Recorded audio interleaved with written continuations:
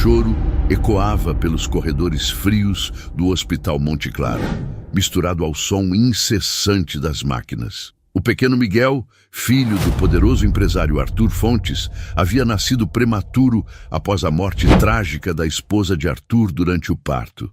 Médicos corriam, enfermeiras cochichavam e ninguém percebia a presença silenciosa de Clara, a faxineira que trabalhava para a família havia mais de 20 anos. Ela conhecia cada rosto ali, cada gesto, cada olhar, e algo naquela noite não parecia certo. Enquanto limpava o chão, ouviu 2 homens falando baixo perto da sala de incubadoras. O doutor disse que ele não vai passar da madrugada. É melhor assim, murmurou um deles. O sangue de Clara gelou. Como assim? É melhor assim. O bebê estava vivo, fraco, mas respirava. E de repente, uma frase atravessou o silêncio como uma lâmina. A irmã do patrão quer encerrar logo essa história. Antes de começar essa história, me responde uma coisa. De que cidade você está assistindo agora? E que horas são aí onde você está? Porque o que eu vou te contar hoje vai gelar o seu sangue. É uma daquelas histórias que parecem mentira, mas aconteceram de verdade e mostram como o destino pode mudar em um simples segundo. Então já curte o vídeo, se acomoda e se prepara, porque hoje você vai conhecer a história de Clara, a faxineira que enfrentou o poder, o medo e a morte, para salvar a vida do filho do próprio patrão. Mas o que ela descobriu depois, ninguém, absolutamente ninguém, estava preparado para ouvir. Clara sentiu as pernas tremerem. A irmã do patrão, Helena Fontes, sempre fora fria, controladora e, desde o velório da cunhada, parecia mais preocupada com as ações da empresa do que com o sobrinho que lutava para viver. Esse menino vai complicar tudo, ela dissera dias antes com um olhar de veneno. Naquela noite, Clara viu os médicos sendo pressionados, viu assinaturas sendo trocadas e o olhar desesperado de Arthur, trancado numa sala, sendo consolado por Helena. Mas algo não batia. O atestado de óbito da mãe havia sido assinado antes mesmo do parto terminar, e o nome do médico responsável pela incubadora era desconhecido para todos. Clara respirou fundo, encostou-se na parede e sussurrou para si mesma. Não vão fazer isso com ele. E com o coração batendo fora do peito, ela tomou uma decisão que mudaria tudo. Fingiu estar limpando, mas observou cada movimento, cada troca de olhar suspeita. Quando viu o homem de jaleco branco desligar discretamente o tubo de oxigênio, o instinto falou mais alto. Ela gritou, o som cortando o ar como um trovão. Alguém está matando o bebê!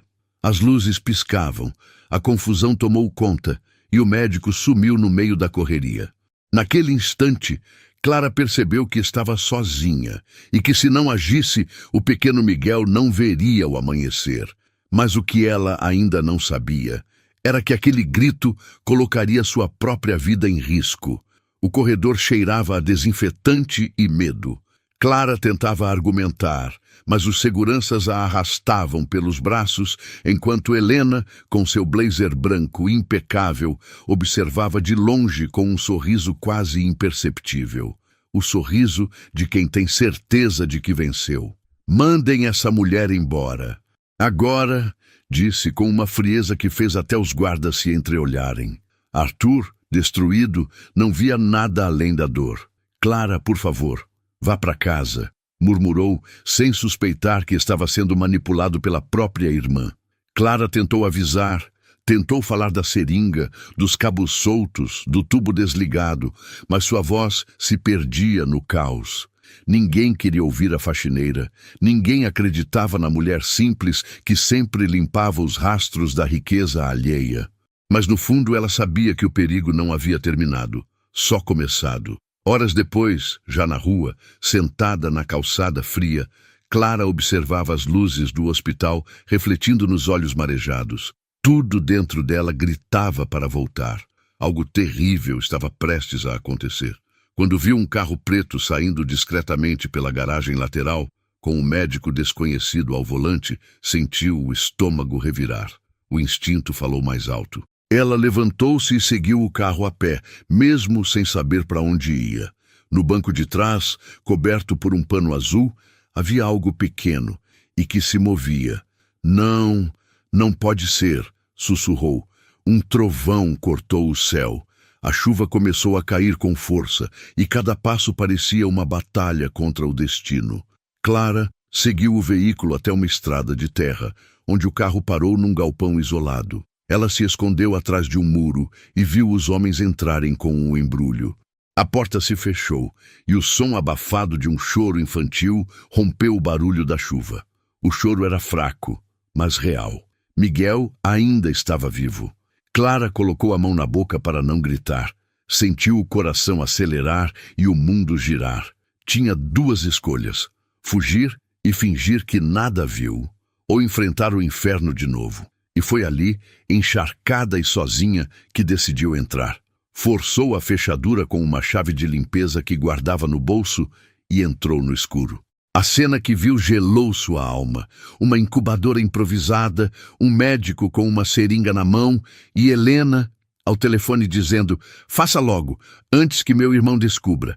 Mas Clara não imaginava que, ao tentar salvar uma vida, estaria assinando sua própria sentença. Clara se lançou para frente como um raio, derrubando a bandeja metálica. A seringa caiu no chão e rolou até o ralo. "Sai daqui! Você vai matar ele!" gritou, segurando o bebê com as mãos trêmulas. O médico empurrou-a com força, mas Clara resistiu, protegendo o pequeno Miguel, como quem protege a própria alma. O bebê chorava e aquele som, aquele frágil e milagroso som, era o que lhe dava forças. Helena, surpresa com a invasão, gritou com raiva: "Você enlouqueceu! Esse bebê não tem chance!" Mas Clara respondeu com os olhos cheios de fúria: "Enquanto ele respirar, eu também respiro." Um momento depois, barulhos de sirene ecoaram do lado de fora. Helena correu, jogando o jaleco no chão, e desapareceu pela porta dos fundos. Clara ficou sozinha com o bebê e o médico inconsciente.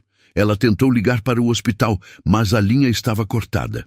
Em desespero, envolveu Miguel num lençol e saiu correndo na chuva, tropeçando na lama, escorregando sem saber para onde ir. No meio da tempestade, encontrou uma placa velha que dizia Clínica São Rafael, interditada. Entrou no prédio abandonado, encontrou um gerador enferrujado e um pequeno cilindro de oxigênio. Com fios improvisados e uma vela acesa, fez uma gambiarra que parecia impossível. Cada respiração do bebê era um sopro de esperança.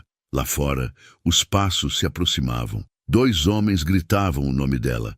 "Clara, entregue o bebê e nada vai te acontecer." Mas ela sabia que era mentira. Enquanto isso, no hospital, Arthur recebia a notícia de que o filho estava morto. "Não conseguimos salvá-lo", mentiu o médico cúmplice. Helena chorava falsamente e o caixão foi lacrado antes que ele pudesse ver o corpo. O funeral foi marcado para o dia seguinte. Mas naquela mesma hora, a quilômetros dali, Miguel respirava. Fraco, mas vivo. Clara o olhava com lágrimas caindo no rosto. "Você não vai morrer, meu amor. Eu prometo." O mundo inteiro acreditava que o bebê estava morto, menos a mulher que se recusava a aceitar a mentira. O país inteiro comentava o sequestro do corpo do filho do empresário Arthur Fontes. Helena, com lágrimas ensaiadas, aparecia na TV dizendo que Clara surtara e roubara os restos mortais da criança. A polícia foi acionada. As fotos de Clara e do bebê circularam em todos os noticiários, mas por trás das câmeras o poder de Helena crescia e as ameaças também. "Se essa mulher aparecer viva, destrua ela", disse friamente a um dos seguranças particulares. Enquanto isso, Clara, escondida num abrigo com a ajuda de uma antiga enfermeira chamada Dona Teresa, lutava contra o tempo.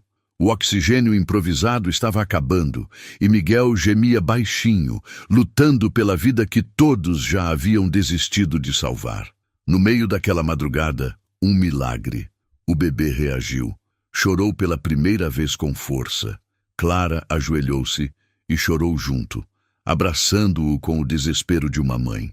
"Você vai viver, mesmo que o mundo inteiro queira te apagar", sussurrou.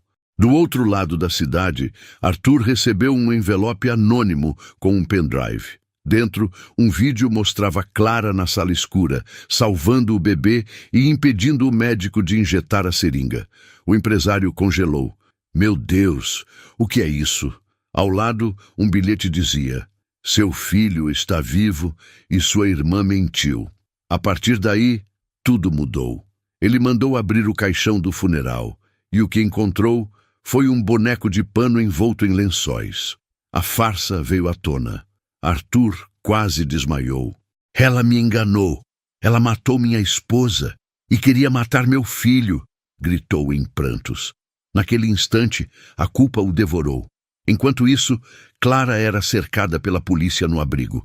Helicópteros sobrevoavam. Refletores iluminavam o lugar. Dona Teresa tentava esconder o bebê dentro de uma cesta, mas os passos se aproximavam. Um tiro ecoou. Clara caiu de joelhos, mas segurava o menino firme contra o peito. Não deixem ele morrer.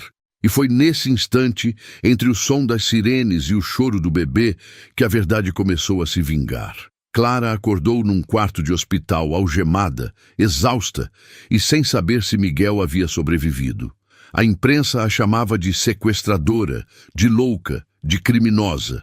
Mas do outro lado da cidade, Arthur estava prestes a virar o jogo. Ele havia conseguido rastrear as contas de Helena e descobriu transferências milionárias feitas para o médico e para 2 seguranças. Ao ver tudo, sentiu o chão desaparecer. Ela matou a mãe do meu filho no parto para controlar a herança, murmurou, horrorizado. Com as provas em mãos, foi até a polícia e exigiu a libertação de Clara.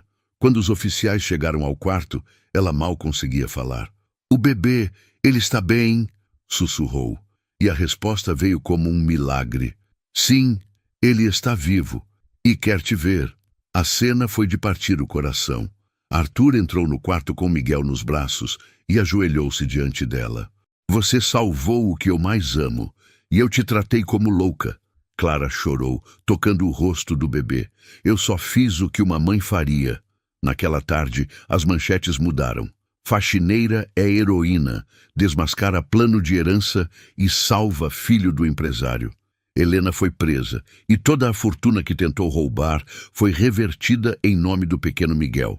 O país inteiro se comoveu. Clara foi homenageada na empresa, recebendo o cargo de babá oficial e um lar digno. Meses depois, ao caminhar pelos jardins da mansão, Clara ouviu Arthur chamando pelo filho. Miguel, vem dar boa noite para a mamãe Clara. Ela sorriu, emocionada, e quando olhou para o céu, viu uma estrela cadente cruzando o horizonte. Eu cumpri, dona Laura. Cuidei dele como a senhora pediu. No testamento secreto, encontrado depois, a esposa falecida deixava uma frase profética. Se eu partir, que Clara o proteja. Porque anjos não precisam de asas. Às vezes, têm vassouras e coragem. Agora eu quero saber de você. Depois de tudo o que aconteceu, o que você teria feito no lugar da Clara? E me conta também de que cidade e horário você está assistindo essa história agora.